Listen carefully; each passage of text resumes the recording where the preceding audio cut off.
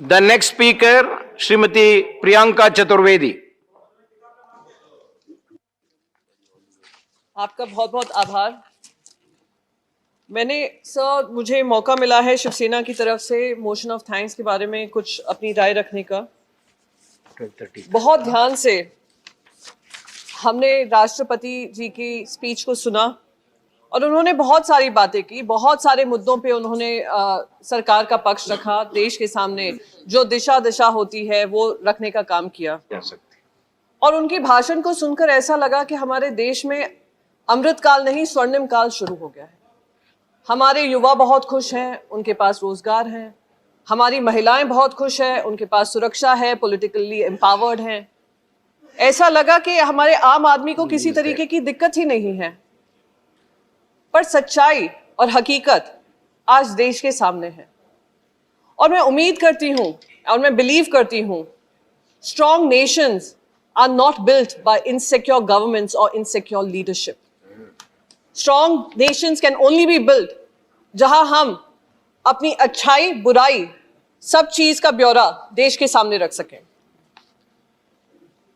उन्होंने किसानों की बात की। उनकी भाषण से तो ऐसा लगा जैसे किसानों की आय दुगनी हो चुकी है। हम किस बात की चर्चा कर रहे हैं? खुश हैं किसान, खुशहाल हैं, प्रगति हो रही है देश की। पर सच्चाई ये है कि उस भाषण में एक भी बार राष्ट्रपति जी ने देश के सामने ये सच नहीं रखा कि 700 से ज्यादा हमारे किसान ने अपनी जान दी है और इसलिए जान देनी पड़ी है उनको क्योंकि 3 काले कानून ये सरकार ने लागू किए, प्रजातंत्र के खिलाफ, हमारे संविधान के खिलाफ करके ये कानून पास हुए और इन्हीं किसानों ने उनको मजबूर कर दिया कि ये 3 काले कानून वापस लें। पर उस भाषण में कहीं भी उन 700 लोगों के बारे में, 700 किसानों के परिवारों को किसी तरीके के लिए शोक संदेश नहीं निकल पाया। हम भूल जाते हैं किस तरीके से लखीमपुर खेरी हो या हमारे दिल्ली में बॉर्डर पे बैठे हुए हमारे किसान हो, उनके ऊपर लाठी चलाई गई, कितनों को तो कुचला चल गया। पर वो मंत्री साहब के सुपुत्र आराम से बैठे हैं और मंत्री जी आए दिन यूपी चुनाव में प्रचार कर रहे हैं। दुख इस बात का होता है कि जो संविधान की रक्षा करने वाली पद होता है, राष्ट्रपति जी का पद होता है, फेडरल स्ट्रक्चर की हम बात करते हैं, फेडरल स्ट्रक्चर का मुद्दा भी उन्होंने उठाया। पर किस तरीके से रोज फेडरल स्ट्रक्चर का हनन हो रहा है, संविधान का हनन हो रहा है, उस पर चुप्पी बांधे रहे। पॉलिटिकल अपॉइंटीज को गवर्नर के रूप में भेजा जाता है। महाराष्ट्र हो, वेस्ट बंगाल हो, तमिलनाडु हो, वो लोग केंद्र सरकार का एजेंडा चलाते हैं और जो उनकी जिम्मेदारी होती है वो जिम्मेदारी नहीं निभा पाते हैं। राष्ट्रपति जी ने युवाओं के बारे में भी कहा कि हमारे युवा प्रगति की ओर हैं। डेमोग्राफिक डिविडेंड की बात करते थे 2014 से पहले, अभी थोड़े खामोश हैं। अगर हमारे युवा इतने खुश हैं तो मैं पूछना चाहती हूं, बिहार, उत्तर प्रदेश और सारे राज्यों में वो आज आक्रोशित होकर प्रदर्शन क्यों कर रहे हैं? बेरोजगारी चरम सीमा पर है पर केंद्र सरकार वाह भाई वाह लूटने में लगी हुई है। केंद्र सरकार पीठ थपथपा रही है कि रिकॉर्ड एक्सपोर्ट हुए हैं। आज ही मैं सवेरे सुन रही थी। इस बात पे चुप होती है। आत्मनिर्भर भारत करते करते रिकॉर्ड इंपोर्ट चाइना से आ रहा है। जी शेम। बेरोजगारी हमारे देश की चरम सीमा पर है। राष्ट्रपति जी ने महिलाओं के बारे में बात करी और हर बार सुनकर खुशी होती है कि महिलाओं के बारे में कुछ सोच है, सूझबूझ है सरकार को लेकर। पर हकीकत क्या है? वो देश की महिला और देश की महिलाओं से एक असुरक्षित माहौल जो बन रहा है उस पे के बारे में एक चुप्पी बंधी हुई है। बेटी बचाओ बेटी पढ़ाओ का आज नारा बेटी भुलाओ प्रचार बढ़ाओ बन चुका है। रिकॉर्ड पार्लियामेंट्री स्टैंडिंग कमेटी, जिसकी मैं भी एक मेंबर हूं, उसमें कहा गया 85% ऑफ बेटी बचाओ बेटी पढ़ाओ का जो बजट है वो प्रचार में खर्च किया जाता है। मंत्री जी ने आकर कहा 85% नहीं है, 58% है।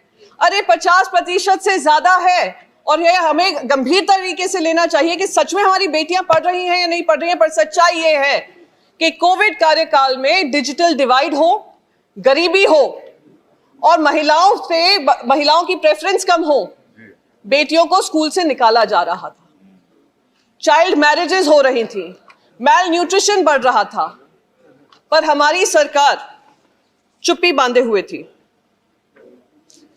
डिजिटल प्लेटफॉर्म्स की बात कर रहे हैं, डिजिटल इंडिया की बात होती है कि डिजिटल सेफ्टी, डिजिटल सिक्योरिटी की बात होती है,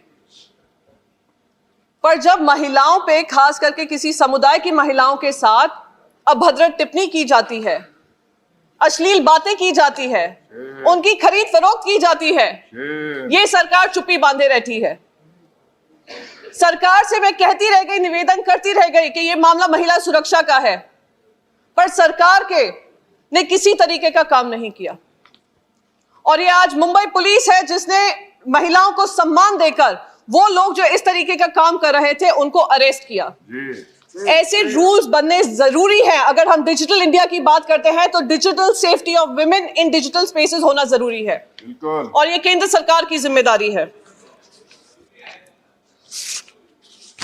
हमें कहा जाता है सर, बार बार ये कहा जाता है कि हमारी अर्थव्यवस्था बढ़ती जा रही है, रिकॉर्ड जीएसटी हो रहा है, रिकॉर्ड कलेक्शन हो रहा है, पर ये रिकॉर्ड जीएसटी किस आधार पे हो रहा है?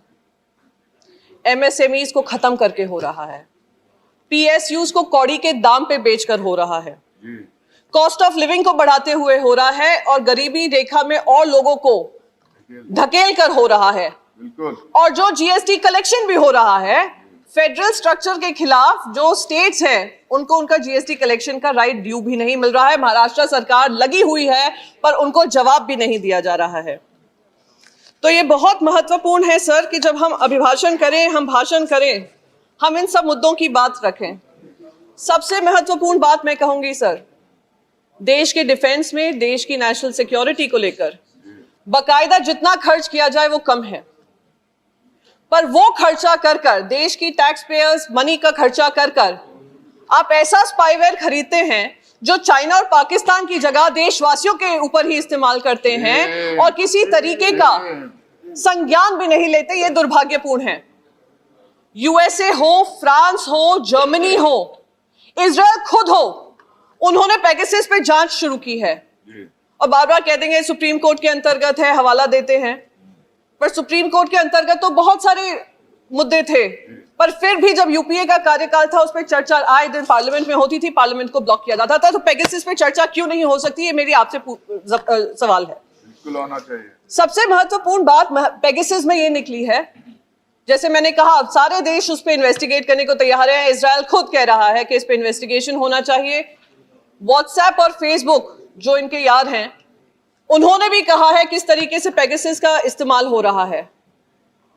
सारे देश कह रहे हैं, सोशल मीडिया प्लेटफॉर्म्स कह रहे हैं, रिपोर्ट इन्वेस्टिगेशन रिपोर्ट्स कह रही हैं, फोन मेकर्स बोल रहे हैं। एकमात्र हमारा देश है जो स्प्लेंडेड आइसोलेशन में खड़ा होकर कह रहा है कि हमारी कोई जिम्मेदारी नहीं है, हम महिलाओं के ऊपर पेगासस का इस्तेमाल कर सकते हैं। महिला जर्नलिस्ट हो, एक्टिविस्ट हो, विपक्ष की नेता हो, हम उन पे हम इन्वेस्टिगेशन कर सकते हैं, हम पेगासस डाल सकते हैं, उनके फोटोज को इस्तेमाल कर सकते हैं, उनका कैमरा यूज कर सकते हैं, उनका ऑडियो यूज कर सकते हैं।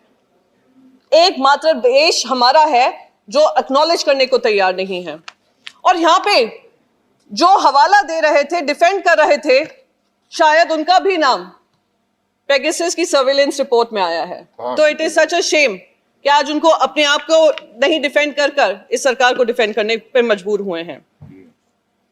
Last but not the least sir, मैं बस एक ही चीज कहना चाहूंगी कि केंद्र सरकार की जिम्मेदारी होती है कि सबको साथ लेकर चलें। जब सबका साथ, सबका विकास की बात रखी जाती है तो सही मायने में हर वर्ग, पिछड़ा वर्ग हो, महिला हो या कोई भी ऐसे माइनॉरिटी कम्युनिटी हो, वो सब आपके देशवासी हैं। Indians first. आपकी जिम्मेदारी बनती है कि अपना कर्तव्य उनके विकास की ओर, उनकी सुरक्षा की ओर और उनकी सारी जो उम्मीदें हैं इस देश से और इस देश की सरकार से, उसको पूरा करने का कर्तव्य आपका बनता है, जिम्मेदारी आपकी बनती है।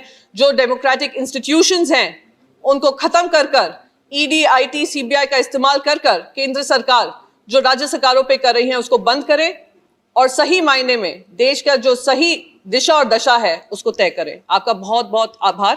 Thank you so much. Thank you.